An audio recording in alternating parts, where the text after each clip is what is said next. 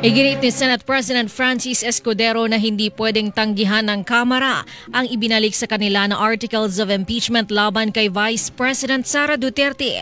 Binigyang diin ni Escudero na wala sa lugar na hindi sumunod ang Kamara sa kautusan ng impeachment court dahil pagdating sa impeachment, korte ang Senado habang prosecutor naman ang Kamara. Hindi kami magkapantay pagdating sa bagay na ito. Hindi ito House at Senate kung saan co-equal ang mga ahensang yan. Sa parte ng impeachment, korte ang Senado, prosecutor ang Kamara. Ayon kay Escudero, malayang dumulog sa Korte Suprema ang kumukwestiyon at nagsasabing labag sa saligang batas ang kanilang pagpapabalik sa Kamara sa articles of impeachment.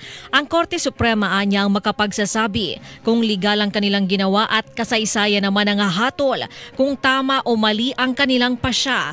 Iginit ni Escudero na hindi makaantala o makaaantala at sa halip makatutulong pa ang ginawang pagpapabalik ng articles of impeachment dahil talagang wala pa silang magagawang paglilitis hanggat hindi nagbubukas ang 20th Congress. Sa oras na maresolba rin ang kanilang dalawang utos sa pagre-remand sa articles of impeachment, hindi na ito magiging usapin sa impeachment court sa susunod na Kongreso.